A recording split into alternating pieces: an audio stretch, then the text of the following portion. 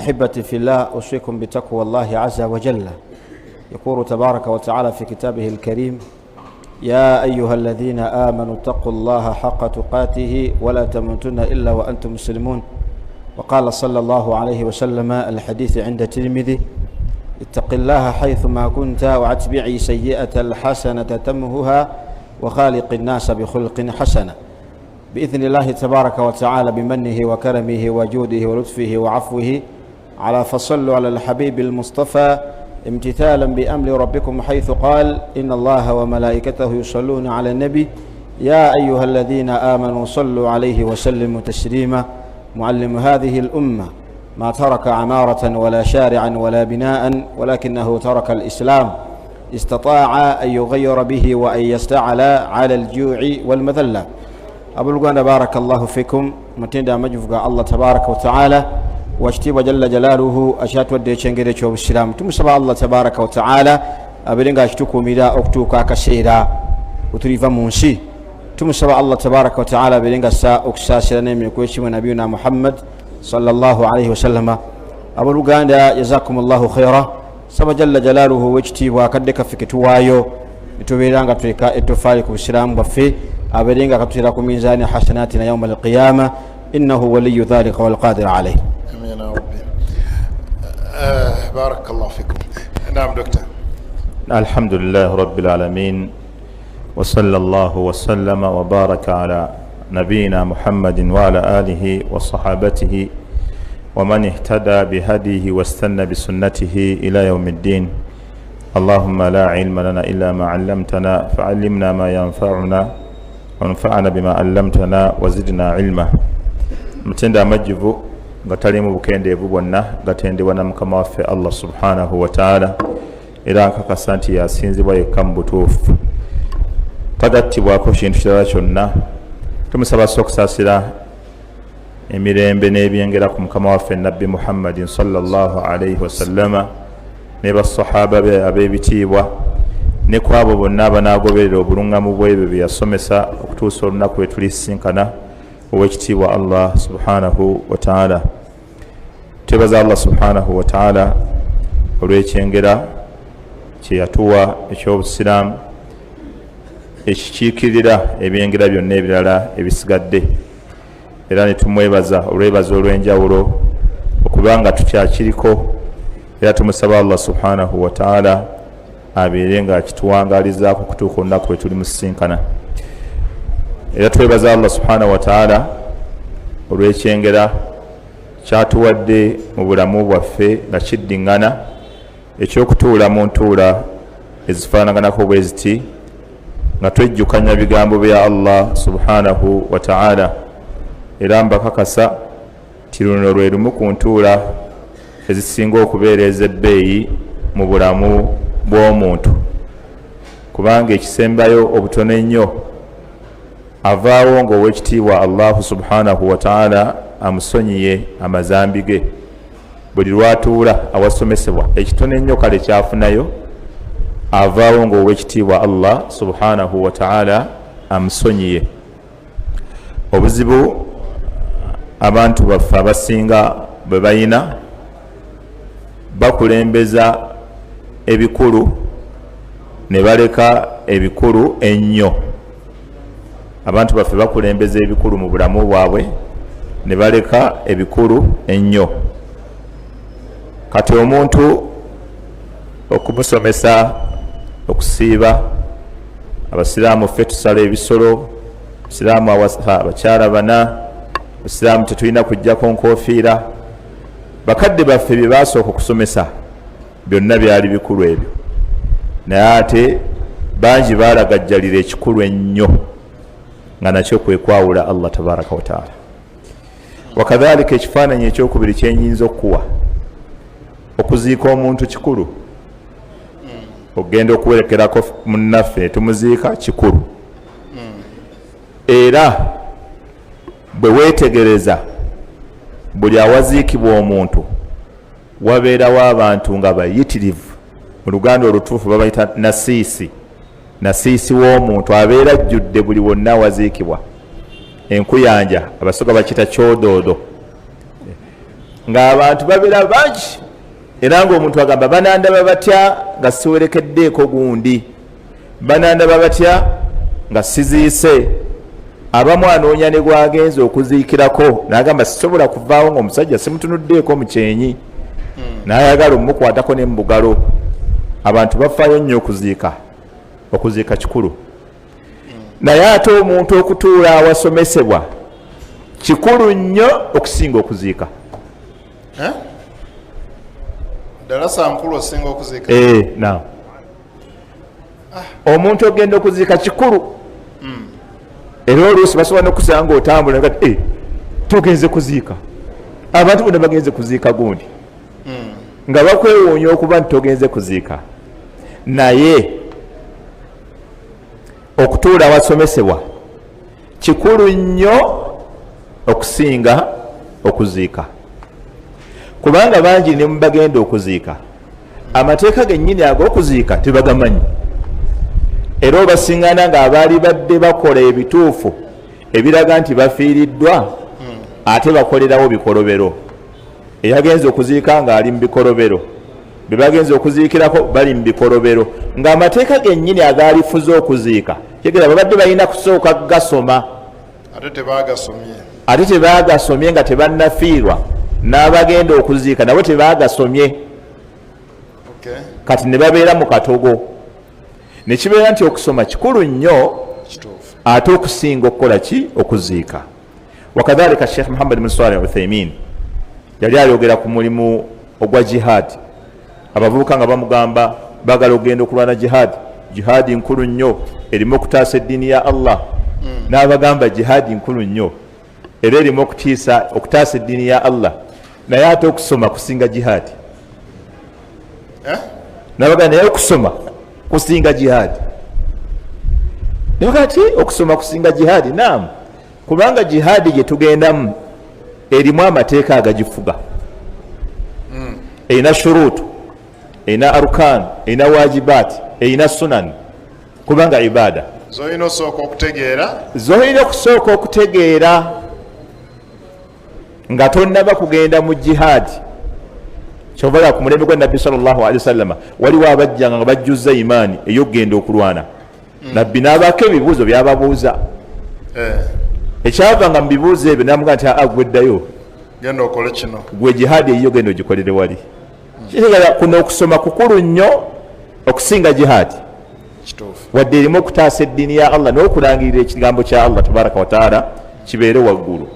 Era abamanyi bwe baali boogera ku hadisi erimu ebintu ebisatu abawali mu gye batusomera entatera nti idha mata buna adam, omuntu bwafa, inqata amaluhu illa min thalath, byonna byeyakola bikutukawo, amakulu abatakyabifunamu mpeera okuggyako ebintu bimeka? Bisatu. Mu byo n'agamba sadaqatin jariya, eyo yani min sadaqatin jariya, sadaqatin jariya au waladin salihin yad'u lah, oba okubanga yaliko omwana omulongoofu amusabira. Ekisooka saddaaka ekulukuta, baseka Salmani bwe twasanga bavunula okulekawo saddaaka ekola ki? Ekulukuta. Bwetyo twagisingana jariya ekulukuta. Au waladin salihin, oba omwana omulongoofu yad'u lah, omwana yakola ki? Asabira mukadde we. N'agamba ekyokusatu au ilmin yuntafa'u bihi, oba okubanga yalekawo irimu egasa abantu gye baganyirwamu. Olaba ebintu ebyo bisatu: saddaaka, sadaqatul jariya; ekyokubiri mwana omulongoofu; ekyokusatu irimu. Abamanyi bagamba ku bino byonna ebisatu kino ekisembayo kyekisinga obukulu. Kyeyasembyayo nabbi kyekisinga obukulu, kubanga sadaqatul jariya esobola okukulukuta akabanga era nekoma, oba ne bagyonoona neweba esigalawo esobola okugwawo litagayuri al azmina wal awqat. Mizikiti bagitunda, seekeyo yakyogedde ekyo si kyange kyoyo. Emiti bagitemya enzizi zikalira nayikondo bazisengula omwana omulongoofu asobola okufa lwafudde okusabira kwabadde boogerako nekukoma ne bwaleka abaana ate bo basabira ye ne bwaleka abaana bayinza okwefaako naye yenyini batamusabira ate ye eva ku jjajja naye ne taata bayinza obutamusabira nekikutuka naye yirimu kati ku ssaawa zino twogererayo ebigambo bya Imaamu Shafii naye yafa ddi twogerera mu irimu wano ebigambo bya Imaamu Ahmad yafa ddi myaka mingi twalina sseeka waffe omuyizi twalinga naye ku university naye nga bwe tuba tunyumyamu agamba bwe tuba tulina akadde akali free ng'agamba tugendeko mu library awo tunyumyeko n'abawalimu abalamu n'abafu kati era ng'atuuka eyo n'asoma ekigambo kya Imaamu Ibn Abdul Barri naga nti laba Imaamu Abdul Barri bw'agamba n'aseka olaba seka bw'agamba aŋŋamba wano naye Imaamu Abdul Barri anyumyamu n'omumanyi omufu ate n'asoma ku kya Sheikh Abdul Razak bwe Abdul Muslim al-Badri naga nti Sheikh wuno agamba bw'ati kino kye yalonzeewo nga ye akuyita kunyumyamu n'abafu n'abalamu mu byayirimu. So ekigambo kya irimu buli lwe tutuulanga wano oba buli lwolabanga ekifo nga basomesezaawo tokitwalanga ekifo ekya bulijjo. Irimu gy'ofunye eyinza okugasa mu makaago n'abaana bo ne bagitambulirako kubanga tuwangala n'abaana baffe mu maka naye nga 95% engeri gye mufugamu amaka gammwe bangi mwagikoppa ku bakadde bammwe. Principles ezifuga amaka g'abantu nga 95% abasinga bazijja ku taata wange yakolanga kino taata wange yakolanga kino taata wange kalitegeeza bw'oba wateeka mu baana bo irimu egenda sigala ng'etambula era ng'egasa nga bakujuliza twabadde mu ddarasa ne tugamba kino twabadde mu ddarasa ne bagamba kino ejjo nadde nsomesa ekyanja nasomeseza hadisi ya Nabbi Muhammad sallallahu alaihi wasallam ti Nabbi yagamba man asarrahu omuntu yenna awulira nga kimusanyusa ayatamathala an-nasu lahu qiyaman abantu okumuyimukira ng'atuuse falyatabawa maq'adahu minan nar ateeketeeke maq'adahu ekifo kye oba entebe ye mu muliro asobola nga kikusanyusa abantu okuyimukira ng'otuuse ihtiraman wa tawqiran laka kugulumiza kuwanya ekitiibwa mukama waffe atuuse wekitiibwa atuuse oluusi abamu babatirawo n'amakubo wagenda okuyita kati bw'oba owulira nga kikusanyusa nnyo abantu okuyimukira ng'otuuse teekateeka entebe y'omuliro musiraamu omu naŋŋamba ffe tubaye tulina enkola yaffe awaka olutuuka abaana bonna balina okuyimuka n'abakyala bayimiza buli omu kyabaddeko akiyimiriza banirize senkaggale ng'otuusa awaka nemugala ti wovaano twala irimu empya awaka bajja kukwekangamu ng'obagamba temuyimuka buli omu asigale ku kyabaddeko bajja kukwekangamuuko naye oluvannyuma bajja kukimanyiira nti seeka alabika yafunye irimu empya taata alabika yalese amasala amapya ate kati yatuddeko we basomera n'akyusa kyano okuva ku eri enkadde okutuusa ku mpya naye ng'akyusa lwaki lwa irimu abaana basobola okinakala ku taata yali akola bwati naye oluvannyuma n'aga nti kino tekikola kino tekiriiyo n'olwekyo ebigambo byonna ebyo biri ku mulamwa ogw'okuba nti olutuula lwaffe lwe tutuula nga wasomesebwa tuluyitanga entuula eza bulijjo lwawukana kuba tudde mu ntuula endala zonna zoyinza okulowooza lwa kitiibwa era buli lwobanga olina ka chansi mu bulamu bwo tofiirwanga kugenda webasomeseza. Allah tuwe tusomenga irimu etugase ekyuse n'ewaka waffe wabeerewo obuufu bwa irimu ddala abantu baffe nabo bategeere nti ddala gye tubeera eno mu tawuni tusoma oba oyagala okumanya nti byokola biathara bisigala mu baana bo nga dokita bwagambye bw'olabanga abaana bo abakuŋŋaanye bazanya ebya taata ne maama otekangayo omwoyo n'olaba byokola byennyini bye bakola mu kazannyo ako byennyini bye bakola kitegeeza nti bakurihasingiramu bwe balikola ng'ovuddewo nga nabo bakoze amaka gaabwe bw'oba bagamba okusaala nakyo bajja kiteeka mu muzannyo gwabwe. Saba Allah atuwe amaka gaffe tugatambulize ku ntambula ddala ensira. Seka Ibrahim, ku kigambo kya Dr. Hafidhahullah ekyokubeera nti abaddu batuula mu bifo nga bino, wallahi kikulu. Olunaku olw'ejjo tulinayo twabadde ku walimatul iris, twabadde ku mukolo ogumu kumbaga, naye nga umanyi nti omukolo gwasoosewo gwabadde gwakuwoowa, naye twasose tweyanjula ffenna buli omu nti nze gundi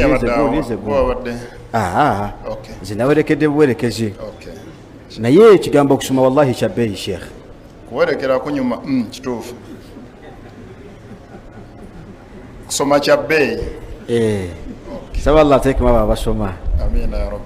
Omusajja mukulu imaamu actually bwe yabadde ayimuka yagambye nti nze akulira abaimaamu b'omu kitundu kino bonna, nekitegeeza ki nti kirabika nti oba oliawo nti ne mu ilmu naheetu ilmiya akoze eki ali waggulu alhamdulillah kuba akulira abaimaamu b'oku kitundu bonna, sukulumu kubo. naye mu butuufu amawano ge yakoze sheekhe wallahi twewuunyiza nnyo. kivula nti Dr. Kyabadde abagamba nti omuntu asoma abeera wankizo nnyo, abeera wa bbeeyi nnyo eri abantu abalala. Ani akoze amawano? Imaamu akulira banne, akulira bayimaamu bonna ku kitundu okwo kwonna. Kati bwakola amawano ate olwo baakulira. Wallahi era kyatuyisizza bwe tugamba nti imaamu abeera nga bwato waawoowa, kitegeeza nti abantu bonna bazenga awoowa, ne banne basomesa okuwoowa. Allahu akbar.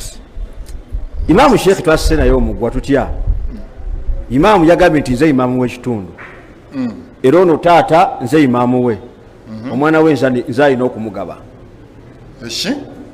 Wallahi nitukayana nnyo sheekhe olwokubanga imaamu ono omusiraamu agenda ofumbiza omwana n'agamba nti nze alina okumugaba, muko jangu wamma, n'amukwata naye mu ngalo bw'ati.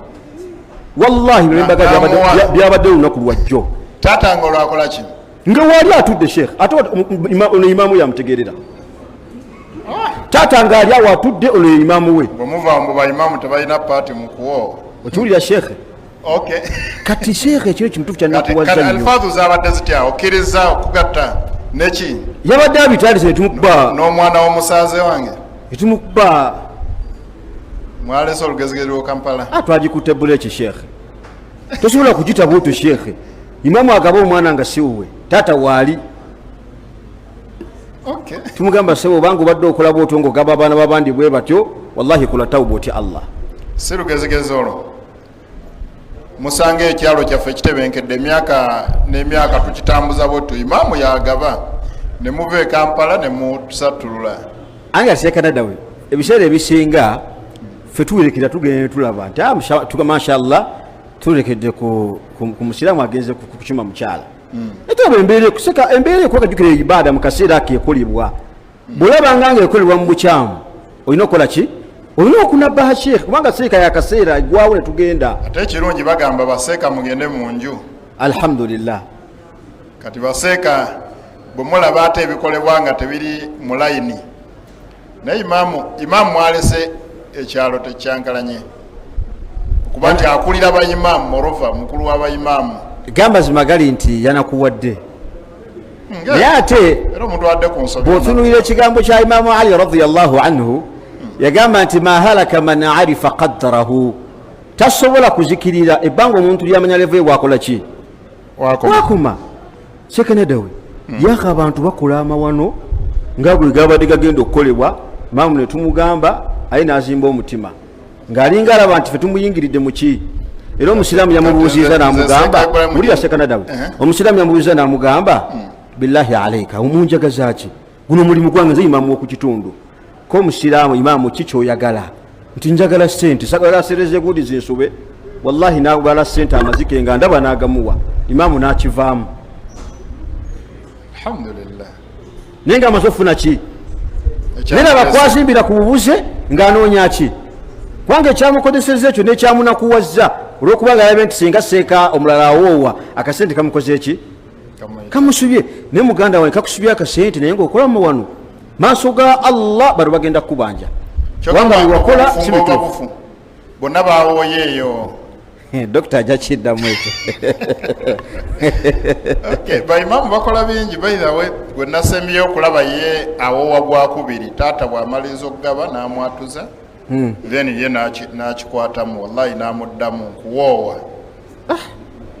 ne muwala wa Sula olw'amaale g'omuwadde okkiriza nga biri ebyaddadi byawedde kati bino bya imaamu w'ekitundu naye nze namuleka kuba ekituufu kyali kiwedde n'addamu katembawo era saamu kyova kyenasanyuse seeka dokita nasanyuse nga mu basiraamu bwabaddewo mu ddiiro wabaddewo bawalimu alhamdulillah basoma naye nga tebamanyikiddwa nagamba seeka mutuufu naffe twali twewuunyiza ate nga ffe tuli babisaati naye ekyo si kituufu seeka naffe tusoma mu ddalasa nekiyitizaamu amaanyi kidokita kyabadde agamba nti omuntu atuula mu ddalasa sheekhi n'asoma wallahi abeera wadde taba wa bulijjo. tusaba allah tusaasire ya rabbi. barakallahu fikum.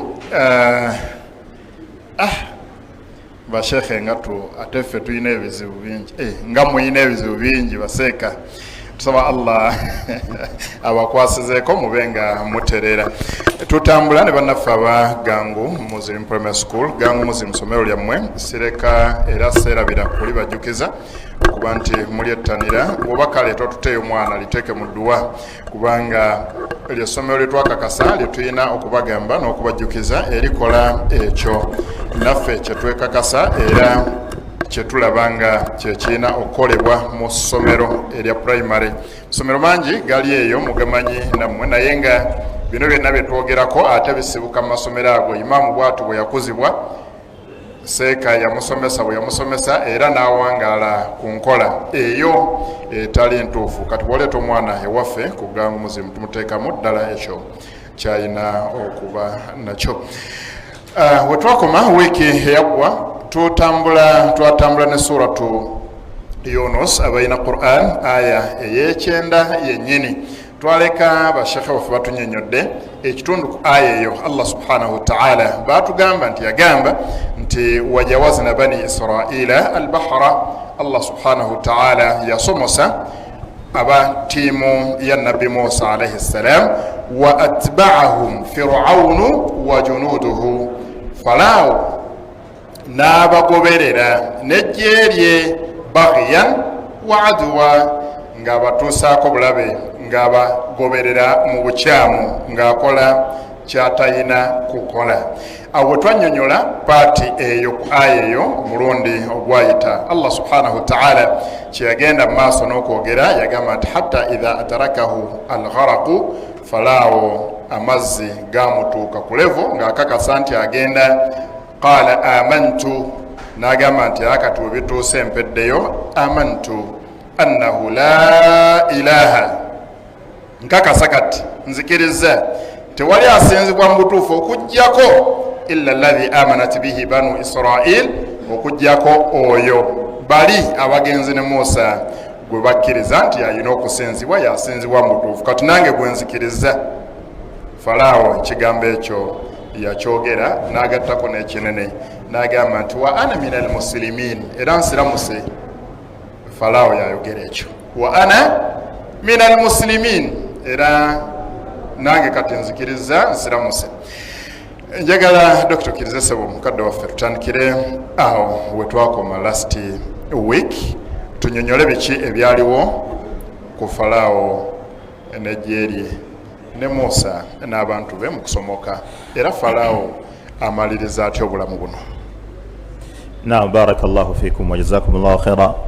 Nga tugenda mu maaso ne ayat Sheikh zannyonnyodde,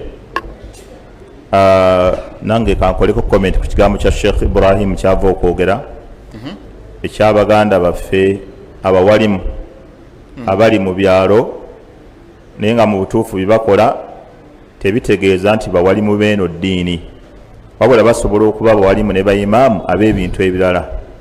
Waliwo muganda waffe yankubidde era ne mugamba ajje wano mu darusi oba waali ajja kusembera n'atubuulire ng'era naye akomplaininga ku imaamu.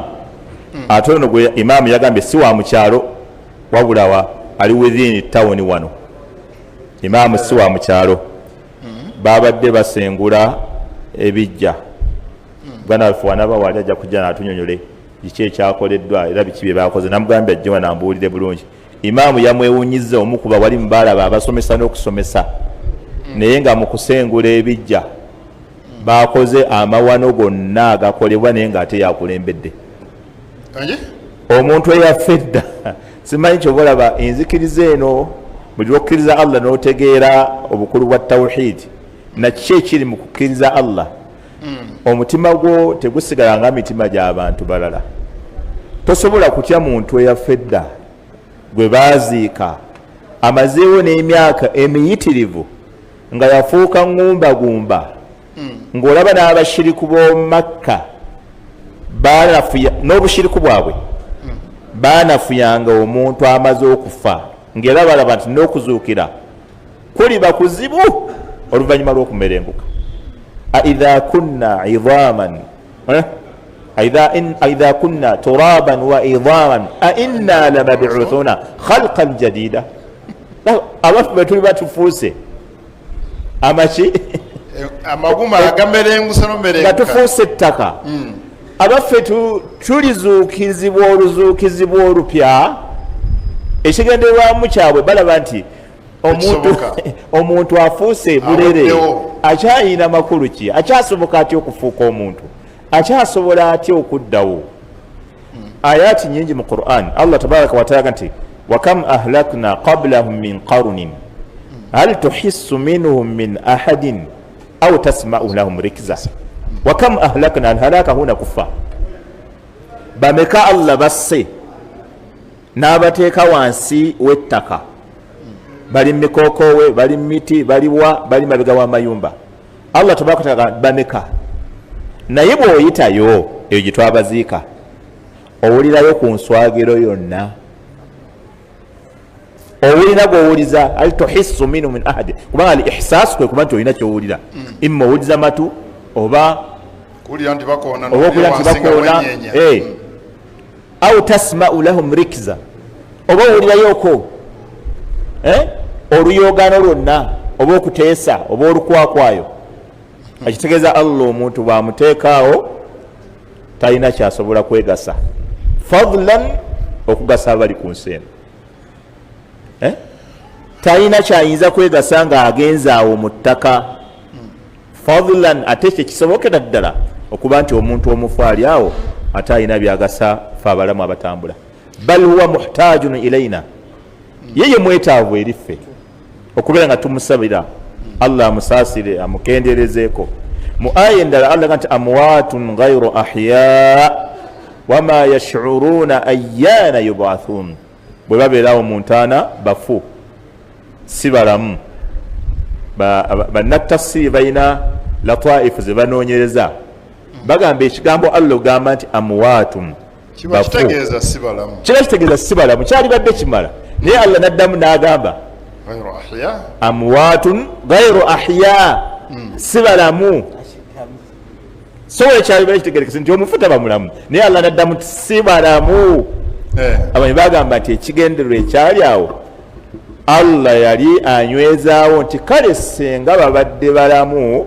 omulamu alina kyasobola okugasa mulamu munne naye banakkaatiriza nti bafu si balamu kubanga omulamu asobola okuganyirwa eri mulamu munne mu bintu ebimu naye bano si baki Allah n'ateekawo ekiranaga nti wama yash'uruna ayyana yub'athun naawe we bali mu ntaana tebamanyi lunaku lwe bagenda kuvaawo awo seeka yabatidde atya seeka yaleese enkoko n'aleeta oluwanyi n'asibako ki newabeera wakola ki senga muganda waffe oba waliaomuwalimu yakulembedde emikolo egy'okusengula abafu omuwalimu yakulembedde emikolo egikolebwa mu kusengula abafu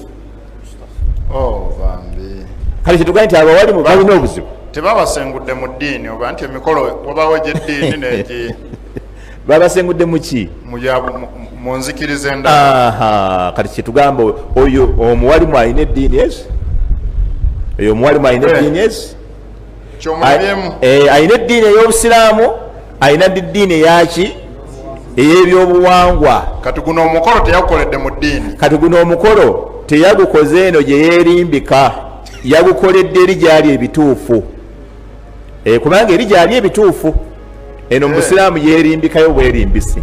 Oyogera ku imaamu w'abasiraamu? Imaamu ate baganda ali ku njegoyego za Kampala wano talina wala nga ab'embyalo ebintu ebimu obaddiramu naye ono munnakibuga akulembedde emikolo egy'eddiini ye gyakkiririzaamu entuufu egikolebwa mu kusengula abafu.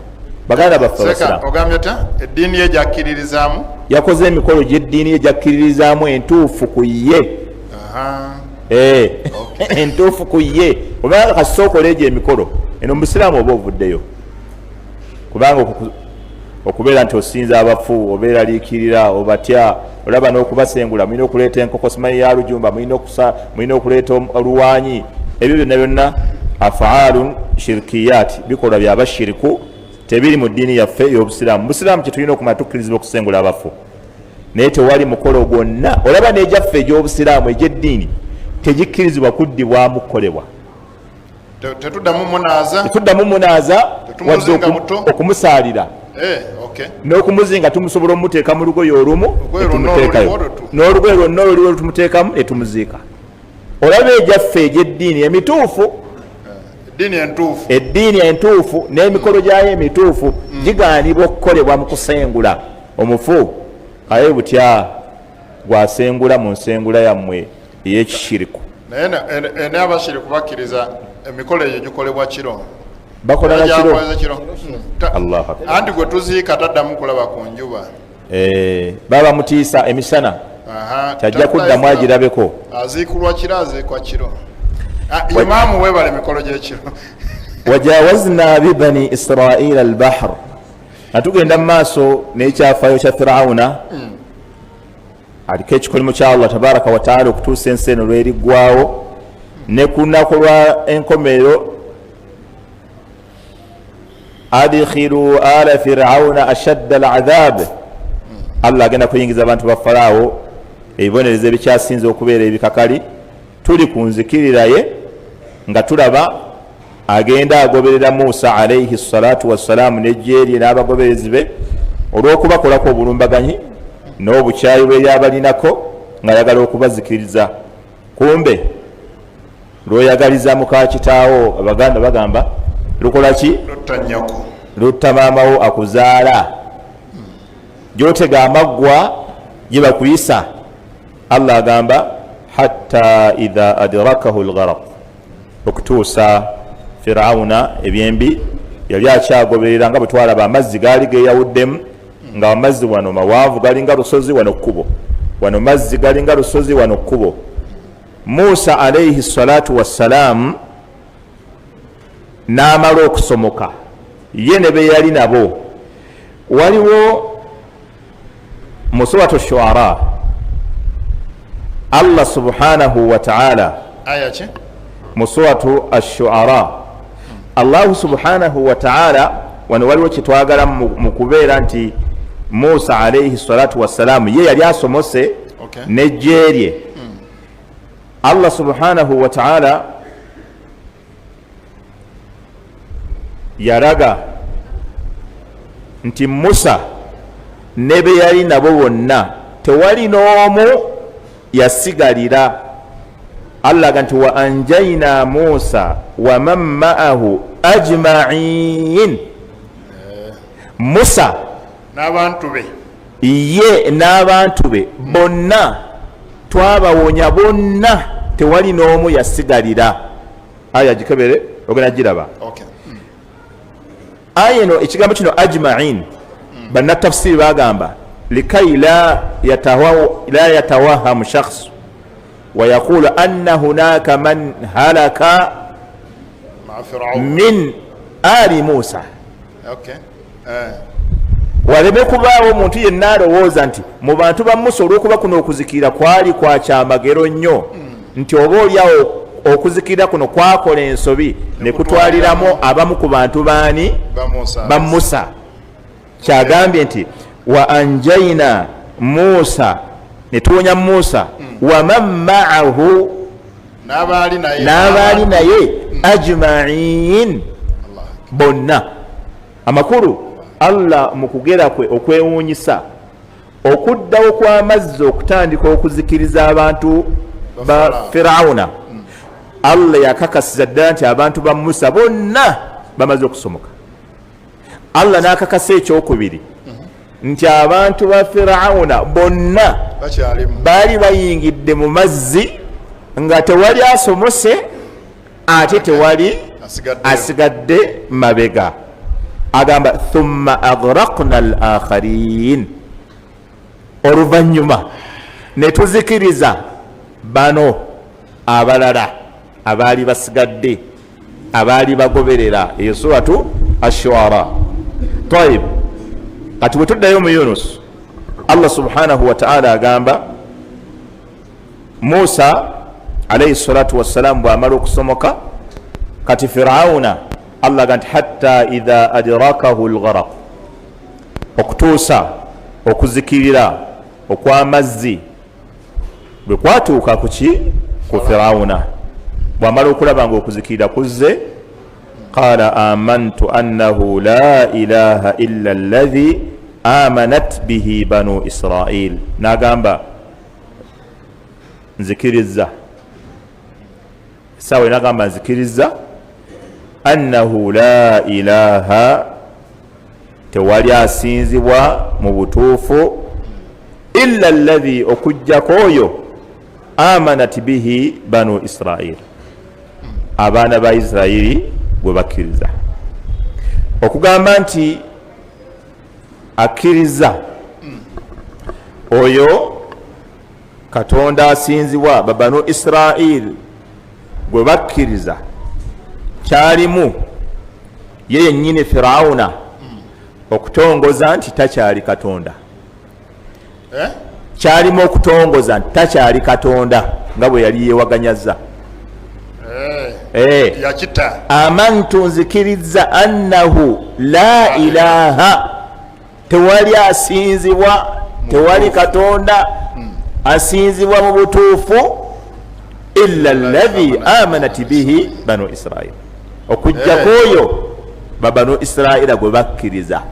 Naye ne yeetwaliramu nange ekituufu nsinzibwa mu bukyamu. Yali amaze okukkiriza nti tewakyali, n'ebibi yali abijjewo kati olwo. Ebibi yali abijjiddewo ddala. Kuli okweyita Katonda yali akujjewo, tewakyali asinzibwa era taliiwo, yatagenda kubeerawo okujjako babanu Israila gwe bakkiriza. Ekyokubiri ekirimu, yakakasa bano banne Abakibutu Abawarabu nti babanu Israila be bali ku mazima, bali be bali ku kituufu. Bali be bali ku kituufu.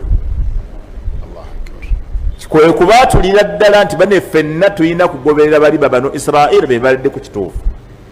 Ekyokusatu ekiriwo wano, Firawuna yamanya nti tawhid, okwawula Allah tabaraka wa taala, lyekkubo lyokka liman arada an-najah fi dunya wal akhirah. Yamanya nti okwawula Allah n'omutongoza mwe muli okuwona kwa buli muntu yenna ayagala okwesima kuno ku nsi ne ku nkomerero. Kyobala teyalajanira majeege nti muliwa, wabula yamanya nti wona ekimuwonya tawhid, kwawula Allah na kumutongoza we wali okuwona kwe.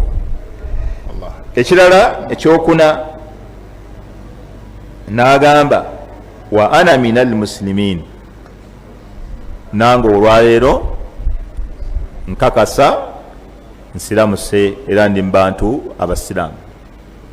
Ekyo nekikakasa nti anna diina jamiil anbiya, eddiini y'abannabbi bonna gye baaliko okuva ku yasooka okutuusa ku nabbi yasembayo, bonna baali ku ki? Diinul Islam. Bonna baali ku ddiini yaki? Ya Busiraamu. Era nga bwe butuufu, kyobola bwano Allah anywezaawo obutuufu bwabo ng'abuyisa na ku lulimi lwa musajja Saabajeemu. Era bwodda mu Qur'ani olaba nga bannabbi bonna yeddiini gye baaliko. Bw'olaba Yusufu bwe yamala okumalayo byonna ng'abifunye mu nsi muno, yagamba rabbi qad ataitani min almulk wa allamtani min ta'wil alahadith fatira as-samawati wal ard anta waliyyi fi ad-dunya wal akhirah tawaffani musliman wa alhiqni bis salihin. Ay Allah nkusaba onzite ngani muslimu era onsisinkanye naki n'abalongoofu. Ani oyo? Oyo Yusufu alayhi salatu wassalam. Kaya ate bodda ku Ibrahima abantu bonna gwe bayenyumiririzaamu jjajjaabwe kitaabwe buli omu amuyita n'abakiriku ombuuza Ibrahima omwogerako kikati wa musajja wa Katonda kullu wahidi yantami ilayhi buli omu ayagala okumwenasabako. Eddiini zonna zonna zamukkaanyaako oyo Ibrahima n'enfu nkugambye n'abashiriku bamukkaanyaako ti musajja wa Katonda. Naye Allah gamba ma kaana Ibrahimu yahudiya wala nasraniya walakin kana hanifan muslima. N'abashiriku wadde bamumanyi wama kaana minal mushrikin, ne mubashiriku teyaliyo. Ibrahimu tabaako muyudaaya wadde omunaswara, yali mwesimbu bwati nga musiraamu, yali mwesimbu nga mulambulukufu nga musajja musiraamu, mairun ila alhaq nga ali ku mazima. Era wala Allah wa wassa biha Ibrahimu banihi wa Yaqub inna Allah astafa lakum ad-dina fala tamutunna illa wa antum muslimun. Okiraba bonna eddiini gye baaliko yeriko okuwona eno ey'obusiraamu. Ne Falaawo kyava gyenasabako ku ssaawa esembayo alabe nti ayingira mu bagenda okuwona, kubanga ne Allah tabaraka wa taala bwe yakoola abasiraamu bonna ku ssaawa ey'okufa yagamba buli amanyi ng'agenda kufa akakase nti obusiraamu bumuli mu ngalo. Ya ayuha alladhina amanu ttaqu llaha haqqa tuqatihi wala tamutunna illa wa antum muslimun. Wano Firawuna naye weyewogoma wa ana min almuslimin, Allah nange njendi yali eri ma alimtu lakum min ilahin ghairi kati agamba wa ana min almuslimin kubanga Allah amanyi kino kyakyagala. Wala tamutunna illa wa antum muslimun, ayagala kutuusa busiraamu. Era kyekyaleetanga bannabbi bonna ku ssaawa ey'okufa nga bagenda ku ggulu okufunawo akadde ne batuulako n'abaana baabwe. wawassa biha Ibrahimu banihi wa Yaquba inna Allah astafa lakum ad-din, nga bwe tusome aya am kuntum shuhada idh hadara Yaquba al-maut idh qala libanihi ma ta'buduna min ba'di qalu na'budu ilahaka wa ilaha abaika Ibrahima wa Ismaila wa Ishaqa ilahan wahidan wa nahnu lahu muslimun. Okuwona kwonna kuli mu kusiramuka, si mu Yesu. Okuwona kuli mu Yesu nedda. Isa akujjako ng'omukkiriza nga nabbi mu bannabbi abalala Allah be yatuma, ekisanja kye ne kibeerawo era ne kiggwako. wa hatta kana muslima, ate naye yennyini yali muki naye yennyini yali musiraamu. Idhan Firawuna mu kuzikiira kwe yamanya nti ekinene ekiyinza okumuwonyako essaawa busiraamu, n'addukira eri obusiraamu. Kati ekibuuzo ekinene kigenda kusigala, omusajja amaze okukkiriza ne yeetoowaza n'ayingira obusiraamu ng'ali mu kazigiziga, ali mu katyabaga, lwaki ate Allah amuzikiriza? Lwaki agoba obusiraamu bwe? Aleese shahada ku ssaawa esembayo, ng'ate nabbi sallallahu alayhi wa sallam nti man kana akhiru kalamihi la ilaha illa Allah dakhala aljanna. Firawuna ayingidde shahada agitodde nga tannaba kufa. Wulira Allah kye yamugamba ana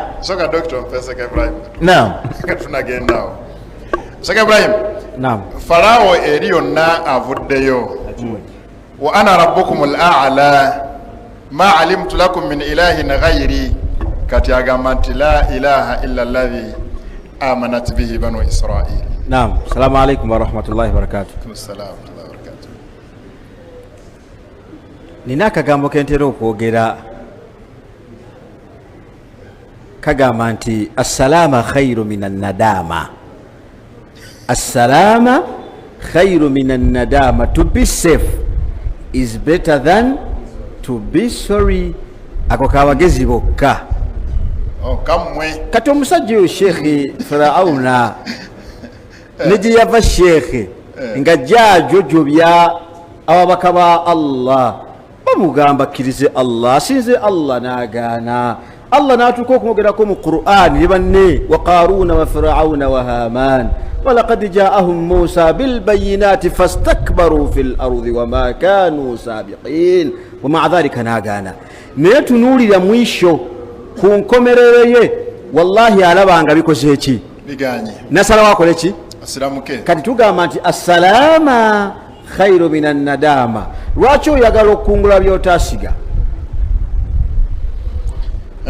lwaki oyagala okukungula byotasiga anti jewunye amantu yani anta ma zarata shekhi tewasiga kyokka ate olaba banno wakungula naawe oyagala kukungula kati awo kitegeeza nti Allah tasobola kukola ki okkiriza tasobola kutaasa shekhi lwaki tewakola ki tewasiga banna tebalaba nti bali akkiriza nabbi Musa alayhi salam Allah bakola ki abasiga bikalimatu tawhid Allah n'abasomosa bano bonna abaagaana okusiga nga ke kaseera okukola ki wallahi okubeera nti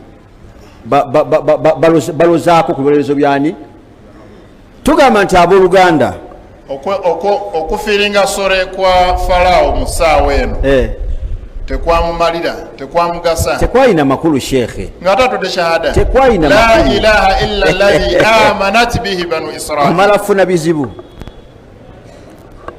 omalafuna bizibu kisoboka shekhe Allah tibamugezesa okay bubanga osabyewo kwesigamira Allah mukole ki osazewo kwesaba Allah mukole ki netobeera mawanga magatte eno linnya y'ekigere neno linnya y'ekigere bitabuka eno n'okola ki ne bitabuka eno n'okola ki ye musajja mukulu oli dokita yazimba omuzikiti n'azimba ne kyaki n'agamba nti wanaatuuka maaso ga Allah nga obusiraamu bwe bwali obutuufu yazimba omuzikiti bwanaatuuka maaso ga Allah nga bakatuliki balokole ki ayinayo ki kati embeera efaanaganaku bwityo abaza ti maaso ga Allah waisiviira mwawo abasiraamu bayinza okubeera nga baali ku byabwe ninayo kyaki yange subhanallah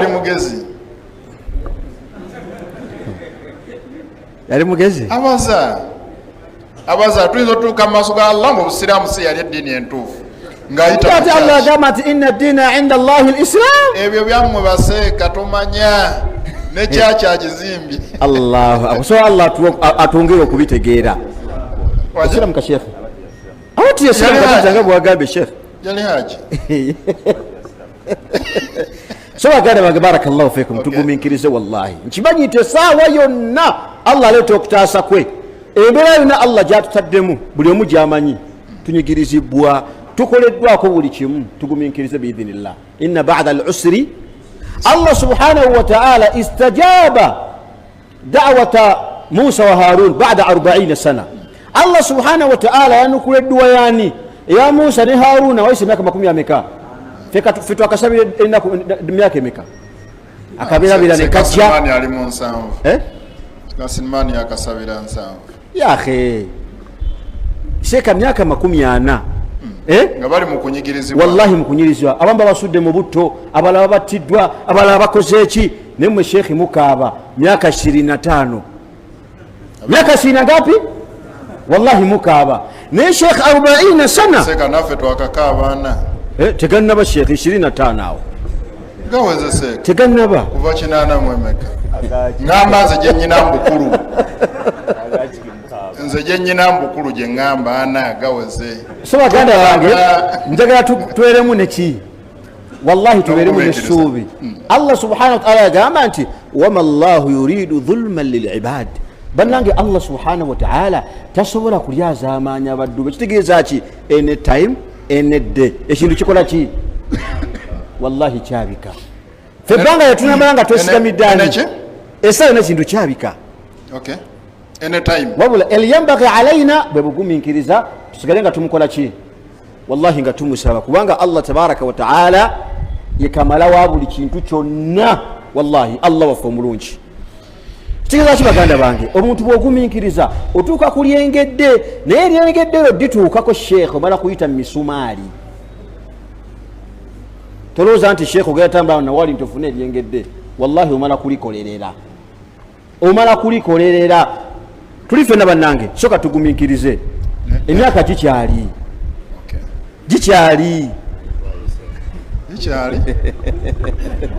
Okay, mwe consoling gikyali.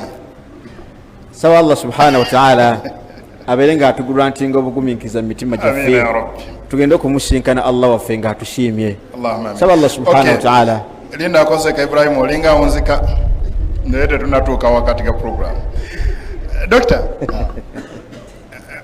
Farao bwalaba nga amazzi ddala gamumazeeyo takyalina wagenda kuddukira gyava ene mabega Allah gaddeyo amazzi neeno gyalaga agaddeyo amazzi akakasa tagenda kusomoka n'agamba nti kaakati bwe bituuse kansiramuke n'atola shahada ye era ne yeerangirirako obusiraamu. Twalirowoozeza nti Falaawo yasiramuka mu kaseera ako teyakoma na ku shahada wadde nga shahada omuntu bwagitola tekimwetagisa ate kugamba nti okuva leero ndiki ndi musiramu kasita ogamba nti la ilaha illa llah oba osiramuze si we guli naye olw'okuba yali mu buzibu mu bulabe ng'alaba obulamu bugenda yeegattako n'ekirala naga ati shahada yo ngitodde naye nkakasa ate ndi musiraamu ate nga kiri kyali kitegeeza kino agenda okuzikirira ng'asiramuse. Naamu Firawuna laanatullahi alayhi bw'alaba ng'embeera eddugadde yatoola shahada mu butuufu. Okutoola shahada kitegeeza taubat min al-kufri, yakola tauba emujja mu bukaafu. Kitegeeza mu busiraamu kino kiraga nti yali amaze okuyingira n'ekigambo ekyo kyeyayogera. Naye obuzibu bwe bwali Allah subhanahu wa ta'ala kansome ayati zino ndyoke nkomewo wano. Kansomeko mu suratu Nisa. Mu suratu Nisa aya ye 18. Allah tabaraka wa taala yagamba kubanga okugamba nti omuntu ne baba abadde mukaafu emyaka 99 ng'abuzayo olunaku lumu afe n'atoola shahada ebyemabega byonna bimusonyiibwa. Abaffe alam ta'lam temumanyi nti anna al islaama yajubbu ma qablahu, obusiraamu bujjawo ebyemabega, wa anna tawbata tajubbu ma qablaha, abaffe ne tawba ejjawo ebyemabega byonna omuntu n'asonyiibwa. Amakulu omuntu bw'akola tawba asonyiibwa. Nabbi yakigamba sahabi omu eyali aleese obukwakulizo nti siramuka naye ng'onkakasa ebyemabega Allah asonyiwa. Namga alam ta'lam gwe tumanyi anna al islaama yajubbu ma qablaha, obusiraamu bujjawo ebyemabega byonna. Omusajja ne wabaddemu onoonefu atya lwatodde shahada ebyemabega byonna fayiro esanguddwa. Wa anna tawbata tajubbu ma qablaha, ne tawba ejjawo ebyemabega. Wa anna al hijra, ne hijra eteriiwo kati tawba ono emusajja yagikola. Firawuna ey'okwenenya okuva mu bukaafu wabaddemu emyaka gyonna n'okweyita Katonda, naye obuzibu muli mu suratu Nisa aya ye 18. Allah yagamba walaysat at-tawbatu lilladhina ya'maluna as-sayyi'at hatta idha hadara ahadahum al-maut qala inni tubtu al-an wala alladhina yamutuna wa hum kuffar. Allah yagamba nti tawba teriyo, eno teba tawba, eno teba tawba, kuno tekuba kwenenya era tekuba kwetonda era tekuba kudda eri Allah. Kulwa lilladhina ya'maluna as-sayyi'ati, okwaba abantu abawangadde nga bakola ebibi ebikyamu, hatta idha hadara ahadahum al-maut, okutuusa omulwalinda essaawa y'okufa n'emutuukako. Bw'alaba biganye obudde buggayegaye okufa kutuuse, malakul maut ekubye koodi n'agamba qala inni tubtu al-ana, n'agamba neenenyeza ku ssaawa eno. N'agamba neenenyeza ku ssaawa eno. Wala alladhina yamutuuna wa hum kuffar, n'abo ababa bafiisiddwa nga bafudde bakaafu, abo nabo tebalinayo tawuba yonna. Ensonga weeri eganyisa obusiraamu bwa Firawuna, yamala kulaba nga okufa kusonze nga talina waawonera. Ate hadisi ya Nabbi Muhammadin sallallahu alaihi wasallam naye n'akinyonnyola bulungi. Hadithi ya Abdullah ibn Amru yagamba inna Allaha yaqbalu tawbata al-abdi ma lam yughargir, Allah akkiriza okwenenya kw'omuntu yenna ebbanga lyamala ng'omwoyo tegunnatuuka wano. Kati Firawuna obuzibu bw'ayina yeetonda eri mukama we naye nga omwoyo gumaze kusembera ne gutuuka wano. Fakad ayana almaut, yali amaze okulabira ddala kufa ng'amaze okutegeera nti ŋŋenda. Era Allah subhanahu wa ta'ala mu aya endala yagamba falamma ra'aw ba'sana, bwe baamala okulaba omutawaana gwaffe nga guzze, qaalu bagamba amanna billahi wahdahu, tukkiriza Allah omu yekka mu bwomu bwe. Wakafarna, tetukomyawo wokka, wakafarna bima kunna bihi mushirikin, ne byonna bye tubadde tumugattako ku ssaawa eno tubyegaanyi, tubiwakanyizza. Kyekiri kye nagambye nti yejjako obwakatonda, nagamba takyali katonda.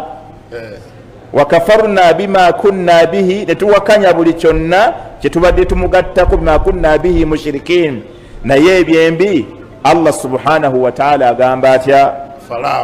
Agamba falam yaku yanfa'uhum imanuhum lamma ra'aw ba'sana, obukkiriza bwabwe ku ssaawa eyo bwe bakkirizaamu tebwabagasa oluvannyuma lw'okulaba omutawaana nga gwali gugguse. Ate eyo nga sunnata llahi allati kad khalat fi ibadihi, yenkola ya Allah okuva edda nedda, bwatyo bwakola abaddu be. Bwakuwaayo chansi weetereeze odde gyali weenenye n'oguguba, oluvannyuma n'aleeta kyaleese, fala yastakhiruna sa'atan wala yastaqdimun. Tewabaawo excuse, tewabaawo kyoyinza kwogera. Rabbi rji'uni la'alli a'malu salihan fima taraktu, kalla, tekisoboka.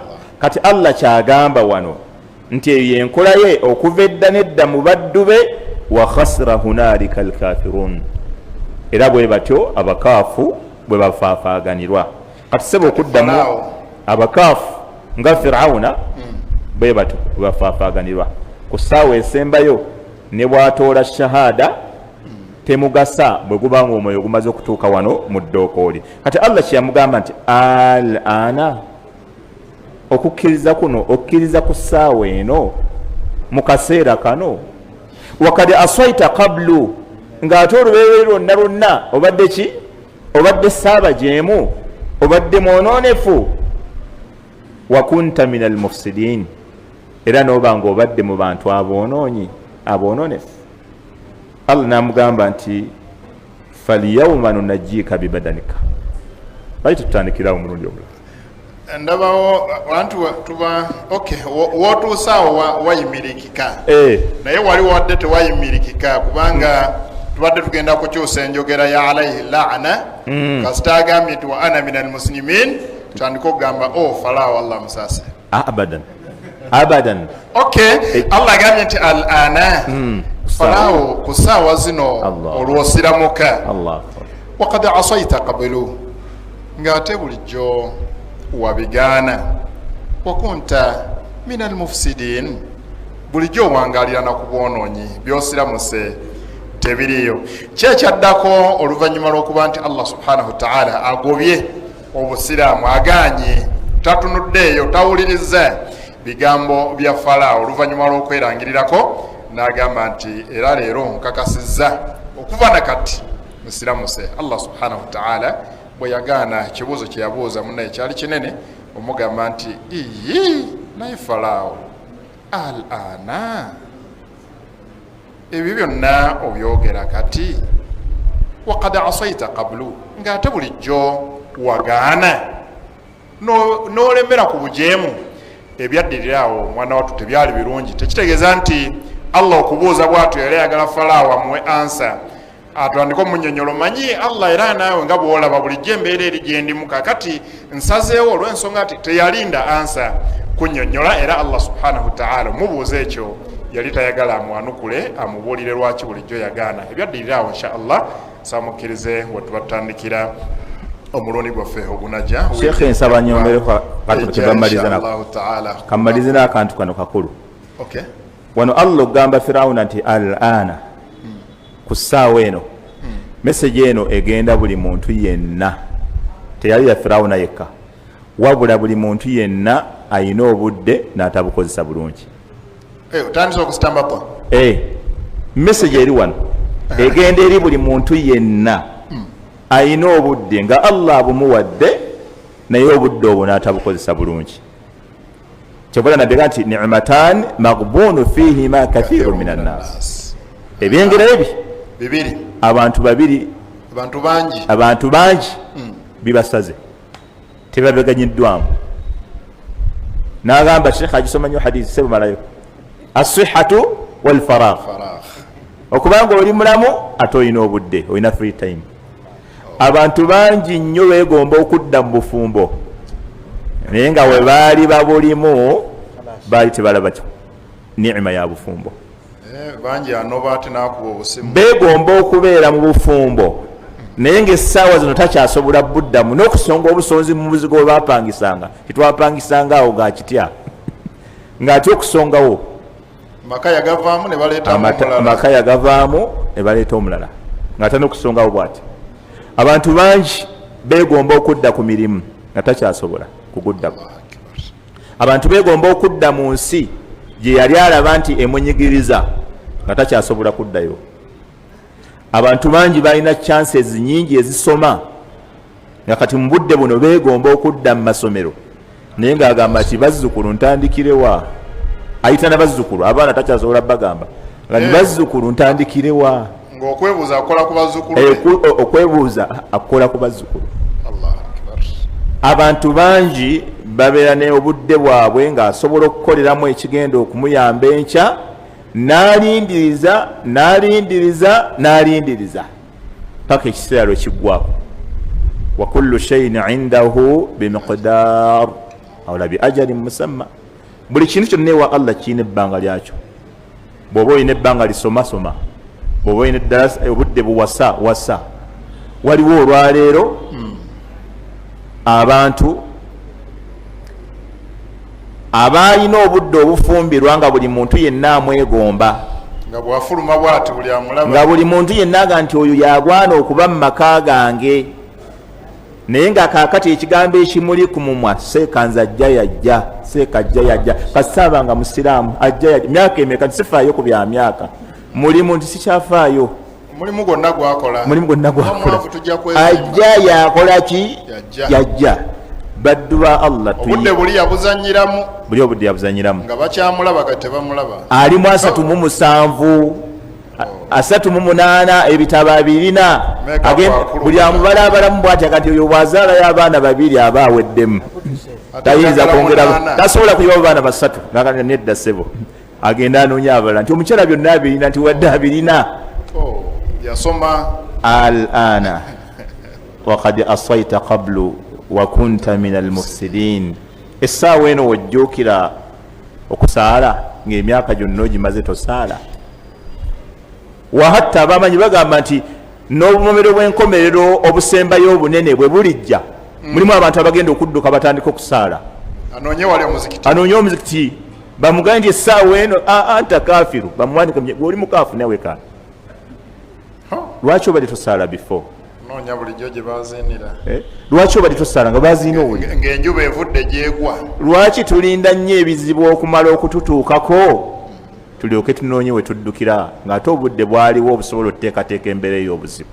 هذا والله أعلم وصلى الله وسلم وبارك على نبينا محمد وعلى آله وصحبه أجمعين. كثير من الناس ebiyengera bibiri banange tetubigayalirira oli mulamu olina n'obudde bukola ky'olina okukola kikole otuukirize ekyo Allah subhanahu wa ta'ala kyakwagalamu ng'ebiseera byakazigizige tebennaba.